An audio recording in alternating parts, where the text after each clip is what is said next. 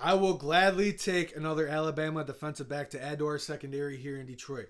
The Athletic came out with a mock draft on Monday by Nick Baumgartner, and with the 29th pick in the 2024 NFL Draft, he has the Detroit Lions selecting Kool-Aid Mckinistry, defensive back from Alabama. 6'1", 195 pounds, and an All-American. What else do I got to say about the guy for you to want to take him, man? He's an Alabama defensive back, and we all know Alabama defensive backs reign supreme in the NFL. The list goes on and on. I could go Brian Branch. I could go Pat Surtain. I could go Minka Fitzpatrick. I can go Marlon Humphrey. We get the gist. They're constantly facing NFL talent down there. Look at the LSU receivers that are coming out every year. So yes, I'll gladly add another Alabama defensive back to our secondary, and that's exactly what we need. Someone on the opposite side at Cam Sutton, and this is exactly how I want the offseason to go. The Detroit Lions to go make a big splash move in free agency on a premier pass rusher, defensive end, and draft a corner. I don't think Kool-Aid's going to fall to us at 29. I think he's going to go from 22, 23, 24 because you got teams that need cornerbacks, and he's one of the tops in this NFL draft. But if he falls to us, that'll be huge, and I'll be pumped about having Kool-Aid come to the Detroit Lions. Let's look at some of his strengths according to his draft profile.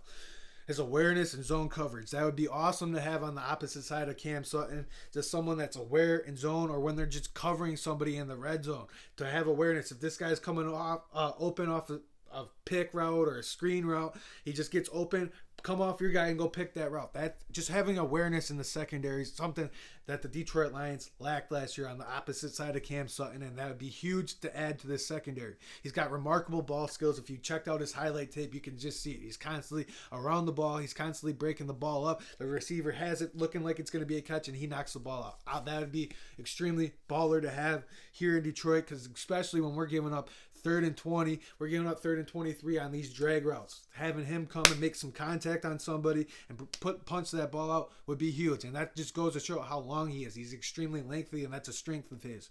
He's calm under pressure. This is what I like to have as a strength, because it was evident in the NFC Championship game. Vildor, man, he's not calm under pressure. The ball's coming at him. He's battling Brandon Ayuk, and the ball hits him square in the hands, and he drops it. That doesn't seem something like Kool-Aid Mckinistry would do. I think he's making that play 100 times out of 100 because he's calm under pressure. When the ball's up in the air, you can't panic. Go make the play, and that's exactly what he is, a playmaker. He's very good at communication, and that's something early in the year, if you wanted to look back at this Detroit Lions season, they struggled communicating in the secondary. This will be huge, adding that communication to this Detroit Lions secondary. And just another Alabama secondary. I'm going to keep repeating that because that would be awesome. And like I said, they were constantly facing NFL talent. Now let's go to his weaknesses, stuff he can get better at. Not necessarily weaknesses, just stuff he can get a little bit better at.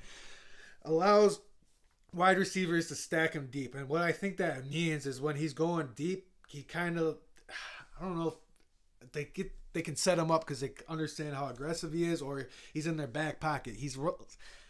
So I don't really know what this necessarily means, but he allows wide receivers to stack him deep, and that's not very good. He has 40 times 4.5. That's something that may help him drop to us at 29, but playing time and 40 times is a completely different thing. He struggles against physical route runners. That's totally cool. That's stuff you can work on. His red zone patience. This is something I don't know if it's a weakness, and it's stuff he can get better at. So yes, I'm drafting him, but we struggled in the red zone on defense. So it's a little red flag, but I'm still drafting him with the 29th pick in the 2024 draft. And he's too aggressive downfield. So I guess this goes back to allowing wide receivers to stack him deep. When they're running deep routes, he's probably hand fighting with them, or he's getting pushed off a little bit because he's too physical with them downfield, and he gets a defensive pass interference. That's okay. I'll take a little bit of aggressiveness, and maybe he gets beat a little bit, but maybe he picks the ball off. All about ball skills, and it says he's got remarkable ball skills. So I'll take the remarkable ball skills with the aggressiveness. If it serves me good, sometimes I'll live by it. And if it serves me bad, by it, I'll die by it. Live by it, die by it. That's how we dine with him going for it on 4th down. So I'll take his aggressiveness. We're an aggressive team.